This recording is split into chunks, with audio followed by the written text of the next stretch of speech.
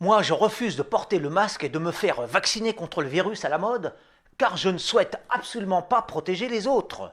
Les autres, autrement dit, les frileux, les trouillards, les minables, effrayés à la simple idée de respirer sans entrave, de se confronter à la lumière du soleil, de vivre librement.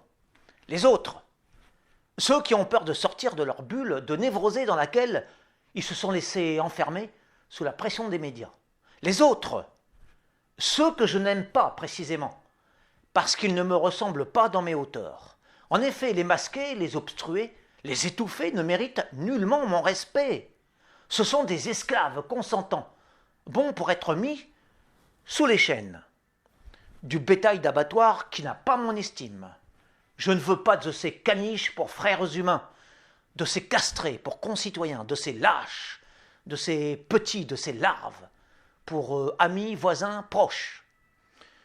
Je crache mes postillons contaminés par les germes de la rébellion, enflammés par la fièvre de la liberté, infectés par mon plus virulent mépris sur cette société d'emmurés, sans physionomie, sans dignité, sans éclat.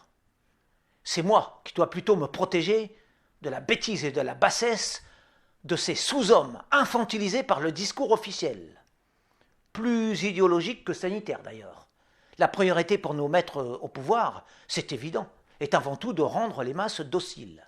Bref, ces singes ont perdu leur humanité, tandis que j'ai gardé ma part de divinité. Ces poltrons calfeutrés muselés, dans leur grande majorité à l'échelle du pays, ont acquis des réflexes d'aliénés. Ils marchent dans la rue, la face voilée, absorbés par leurs écrans, coupés du monde, abrutis par toutes les fumées de ce siècle, et me regardent comme un être anormal, me prennent pour un fou parce que je leur parle à visage découvert.